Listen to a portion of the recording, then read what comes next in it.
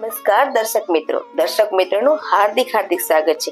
તો હા મિત્રો વડીલો, આજે આપણે જઈશું ભાવનગર થી 28 કિલોમીટર દૂર કુડાગીરી માતાજીના મંદિરે તો તમે ગયા તો હશો જ તે પણ આજે જે હું તમને દર્શન કરાવી છું એ અનોખા દર્શન, એ પણ સુવર્ણ શણગાર સાથે દર્શન કરીશું। હા મિત્રો, તમે જો પહેલીવાર વિડીયોના માધ્યમથી ઐતિહાસિક પૌરાણિક મંદિરના દર્શન કરવા માટે સબસ્ક્રાઇબ અને ઓલ લાઈક કરવાનું ભૂલતા નહીં। અને હા, જો વિડીયો તમને પસંદ આવ્યો હોય તો શેર જરૂર કરજો। જય માતાજી।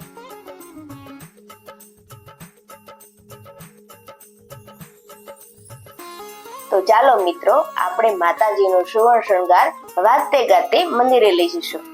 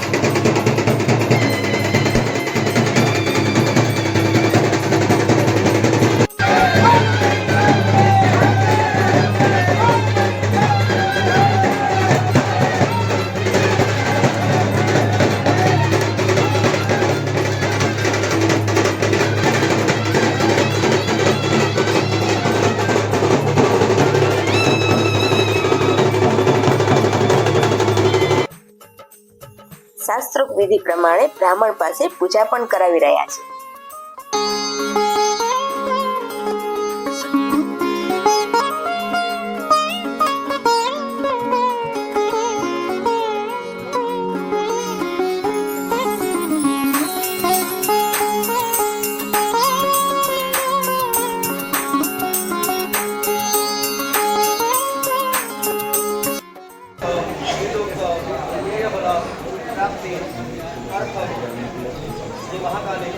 महालक्ष्मी महासरस्वती स्वरूपिणी आत्मना कुलदेवी अनन्य रूपा प्रसाद सिद्धि अर्थम सत्य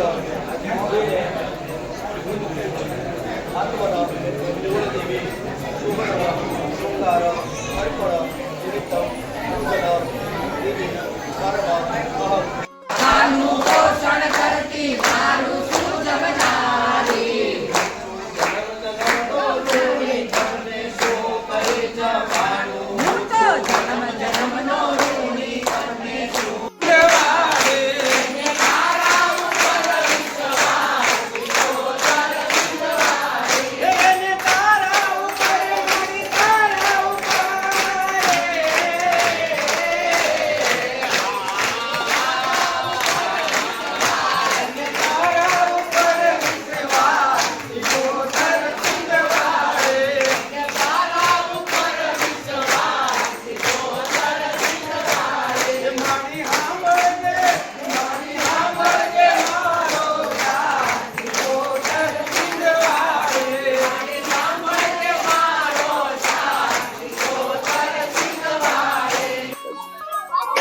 આજે ભાવનગરની જિલ્લાની અંદર આવેલું કુડા ગામ, જેમાં ભગવતી 77માં હજારો વર્ષથી છે.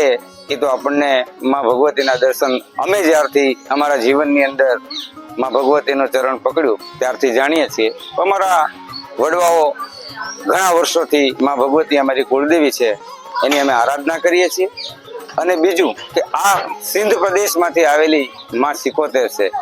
માં 77 જ્યાં જ્યાં દરિયા કિનારા છે ત્યાં માં 77નું દેરી છે, માં ભગવતીનું મંદિર છે અને માં ભગવતીનો વાસ છે.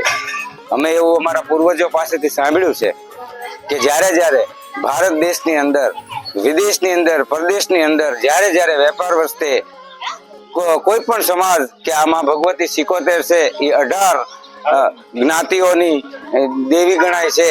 એમાં 18 વર્ણની દેવી ગણાય છે અને 18 વર્ણની દેવીના માં ભગવતી જ્યારે કોઈ પ્રદેશની અંદર એના વેપાર અર્થે જાય છે ત્યારે માં ભગવતીની આરાધના કરે છે. અને માં ભગવતીની આરાધના કર્યા પછી વિદેશથી જે પણ વહાણવટીથી માતાની આજ્ઞાથી જાય છે અને ત્યાં એ લોકો વેપાર કરીને આવે છે. એમાં માં ભગવતી એને અતિ ઘણો ધનનો લાભ આપે છે અને એ 77 માની માનેલી માનતાઓ અહીંયા આવીને પૂર્ણ કરે છે. માં ભગવતી 77ના અનેક દરિયા કિનારે મંદિરો વસેલા તારાપુર મધ્ય બિરાજમાન છે માં ભગવતી. ભાવનગર શહેરના કુડા દરિયા કિનારે માં ભગવતી બિરાજમાન છે.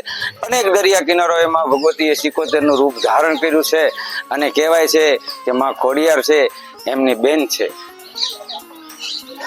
કૃષ્ણ, જય માતાજી, જય કુડાગીરી કુલદેવીમાં. હું એક વડાવાળા પરિવારના પુત્રનો પુત્ર છું, જે આજે 125 વર્ષથી અમારું પરિવાર આ કુળદેવીને માને છે અને અમારા વંશજો એ નિમિત્તથી જ આજે અમે કુડા ગામે એટલા વર્ષોથી અમારા વડીલો પરિચિત અમે આજે જે કંઈ સમયથી અમે ચાલીએ છીએ એ વડીલોના એના સિલસિલા મુજબ અમે ચાલીએ છીએ. અને એ દરમિયાન અમારા પૂર્વજનો અને પ્લસ એના અમારા પોતાના બાળકોના સંસ્કારથી અમે જે ભગવતીની પ્રેરણાથી જે અમારા માટે આશીર્વાદ એક છે એની કોઈ અમે તુલના પણ નથી કરી શકતા. અને અમે વર્ષે ને વર્ષે કોઈ પણ જ્યારે વર્ષે જ્યારે પણ અમને એવું થાય કે આજે માના પારે જઈ અને કોઈ પણ આપણે સારું કાર્ય કરવું છે તો અમે બહુ સરસ રીતે ઉજવીએ છીએ અને એનું કોઈ અમે તુલના પણ નથી કરી શકતા. પણ એટલું કહી શકીશ કે આ સિંધની 77 છે ને એ તો માં કુળદેવી કુડાગીરી જ હોય છે. જે વાત કરું છું માં કુળદેવીની, તો એ બાબતથી અમને એક અમારા પરિવારના એક સદસ્યને નોમને દિવસે સદવિચાર આવ્યો હતો કે આપણે ભગવતીનું એક આવું સોનાનો શણગાર એમના મુખારવિંદનું આપણે ધરાવીએ તો એની પોતાની અમને પોતાની લાગણીથી વ્યક્ત કરી અને અમારો સમગ્ર ધાંગધ્રિયા પરિવાર, વલભીપુર વાળા સમગ્ર ધાંગધ્રિયા પરિવારે અમને એટલો સાથ અને સહકાર આપી અને આ મા ભગવતીનું કાર્ય પૂર્ણ કરાવવામાં અમને એટલું બધું યોગદાન, જે કઈ એની તો ફૂલની પાખડી આપી અને મા ભગવતીનું અમે સરસ મજાનું શણગાર રચ્યો છે અને ભગવતીના પારે અમે આવી અને એ સરસ મજાનું અમે આયોજન કર્યું. વાજતે ગાજતે માં ભગવતીનું અમે શણગાર ગામેથી લઈ આવી અને મંદિર સુધી આવ્યા છીએ અને પછી માના પારે અમે ધરાવી અને હાલના તબક્કે અત્યારે માના દર્શન કરવા માટે થઈને લોકોને એટલી બધી અંદરની ઉત્સાહ છે કે એની કમે. જય માતાજી. તરુણભાઈ સોની અને લલિતભાઈ સોની પાસેથી સરસ માહિતી મળી. જય સિકોતરમાં.